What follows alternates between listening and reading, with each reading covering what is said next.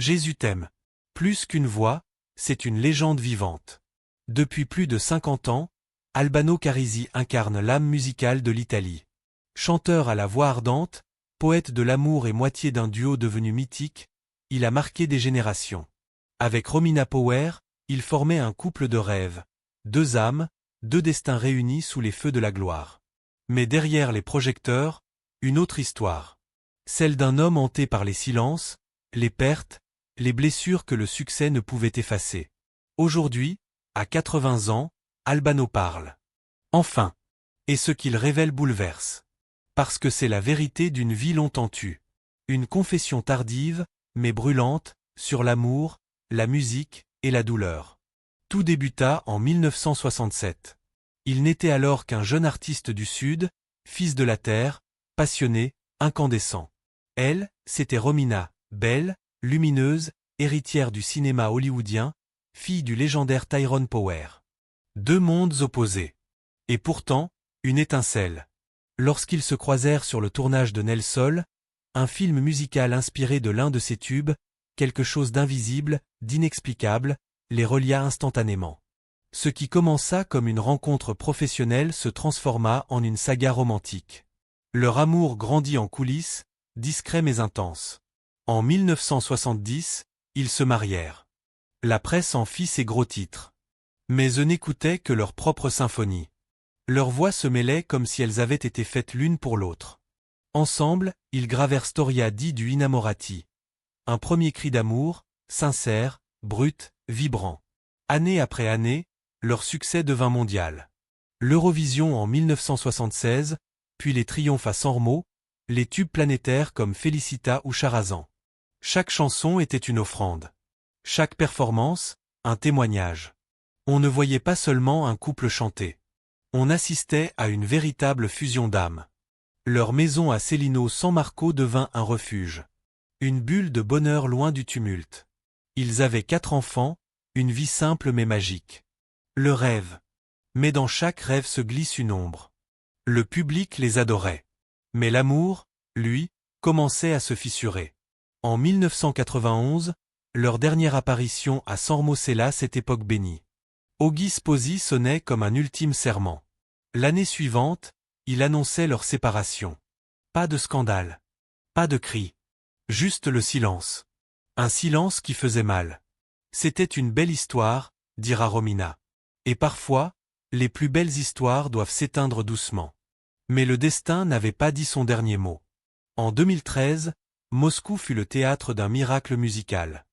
Le duo se reforma. Non plus pour l'amour charnel, mais pour la musique. Cette force invisible qui les avait toujours unis. Leurs voix, ensemble, résonnaient comme un appel venu d'un autre temps. Ils chantèrent encore en 2014, puis en 2015. À San Remo, encore. Et chaque fois, le public frissonnait. Mais derrière cette harmonie retrouvée se cache un non-dit. Un drame. Car si la musique est éternelle, les blessures humaines, elles, ne s'effacent pas. Albano, aujourd'hui, s'apprête à dévoiler ce que personne n'avait entendu. Une vérité qui change tout. Le conte de fées toucha une faille irréversible en 1994, lorsque la vie frappa avec une brutalité glaçante. Leur fille, Ilenia Carisi, âgée de 23 ans, disparut lors d'un voyage aux États-Unis. Un matin à la Nouvelle-Orléans, elle s'évanouit dans le silence. Un témoin affirma l'avoir vue sauter dans le fleuve Mississippi en criant « J'appartiens à l'eau ». Mais rien. Aucun corps. Aucun adieu. Seulement le vide. Cette disparition devint le cataclysme qui fit voler en éclats leur mariage. Albano, écrasé par l'impuissance, finit par déclarer sa fille morte, 19 ans plus tard, en 2013. Romina, elle, ne l'accepta jamais. Elle vécut avec l'espoir comme seule boussole, lançant des appels, multipliant les recherches, espérant que sa fille soit quelque part, loin, mais vivante. Cette divergence dans le deuil fut fatale. Le fossé se creusa. Et soudain, les blessures anciennes refirent surface. En 2011, Albano révéla une version déchirante. Romina a entraîné Ilenia vers la drogue. Il affirma que Romina fumait de la marijuana depuis longtemps, jusqu'à 4 fois par jour, et que cette habitude avait altéré leur vie de couple. Elle était joyeuse un instant, et le suivant, en larmes. Elle n'était plus elle-même. Il se souvint avoir essayé lui-même, pour comprendre, et en être sorti abasourdi. J'ai détesté cette sensation. Ce n'était pas la vraie vie. Mais ces mots allèrent encore plus loin. Il l'accusa d'avoir flirté avec le petit ami de leur fille. Romina démentit avec force. Une bataille juridique éclata. Son avocate condamna fermement ces accusations, les qualifiant de diffamation destructrice. Romina tenta d'apaiser les choses en niant avoir voulu peindre Albano en homme violent. Mais les mots avaient été dits, et le mal était fait. Romina vit dans un monde que je ne reconnais plus, dira Albano. Je l'ai aimé comme une madone. Mais la drogue a détruit ce que nous avions. La séparation fut officielle en 1999. Mais les cendres de leur mariage étaient encore chaudes. Ce qui les avait liés pendant 30 ans, leur amour, leur art, leurs enfants eux semblaient s'être effacés dans l'eau sombre du Mississippi. Puis vint Loredana Lexiso. Une rencontre fortuite, dans les couloirs d'une école. Albano, vidé, la regarda autrement. J'étais seul, si seul que j'ai pensé à en finir, confiera-t-il. Elle vit sa détresse. Et ce fut le début d'un renouveau. Dès 2001, leur relation devint publique. 2 enfants naquirent de cette union. Mais le public, encore attaché à la légende Romina, accueillit Loredana avec méfiance. Le conte de fées était terminé. Et dans son sillage, il avait laissé non seulement 2 êtres brisés, mais une famille en ruine, une douleur sans nom, et une cicatrice que même la musique ne pouvait refermer. Loredana, elle, était entrée dans la vie d'Albano comme une lumière fragile dans l'obscurité. Pendant des années, il l'a protégée, aimée, respectée. Elle est arrivée dans ma vie quand j'étais au plus bas, dira-t-il plus tard. Et elle m'a empêché de sombrer. Le début fut lumineux, presque réparateur. 3 années de rire, de renouveau. Mais rien n'est jamais simple quand on partage le passé avec une légende.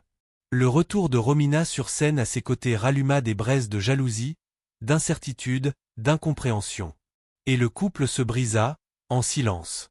Pas de cris. Pas de scandale. Juste 2 êtres qui s'éloignent, lentement, sans haine. Mais sans certitude.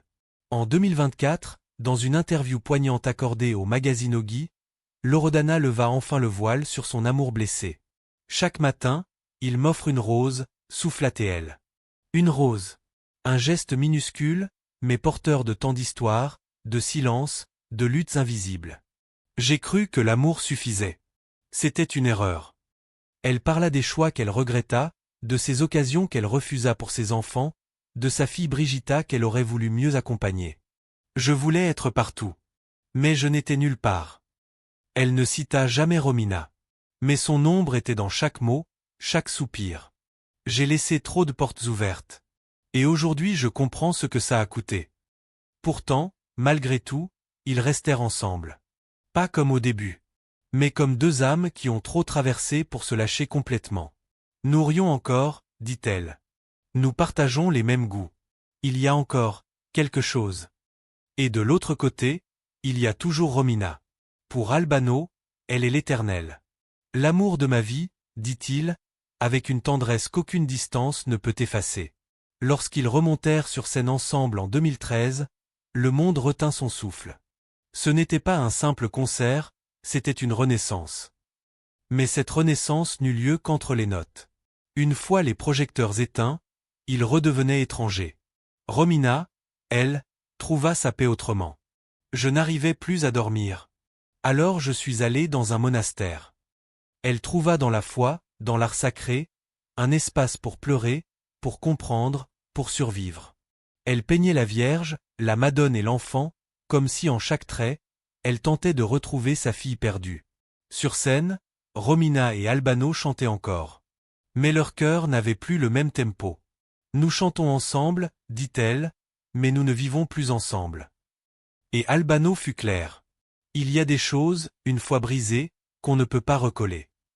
Aujourd'hui, le vieil homme regarde en arrière, et voit 2 mondes. L'un rempli d'applaudissements, de gloire, d'amour incandescent. L'autre plus discret, plus imparfait, mais résilie, solide, vrai. Et dans cet équilibre précaire entre le passé et le présent, il avoue enfin. L'amour ne suit pas une route droite. Parfois il s'endort, parfois il renaît sous une autre forme. Parfois, il se tait, mais il reste. Alors, selon vous, le cœur d'Albano bat-il encore pour Romina? Ou est-ce Loredana, celle qui est restée, qu'il a vraiment aimée jusqu'au bout? Laissez-nous vos impressions en commentaire.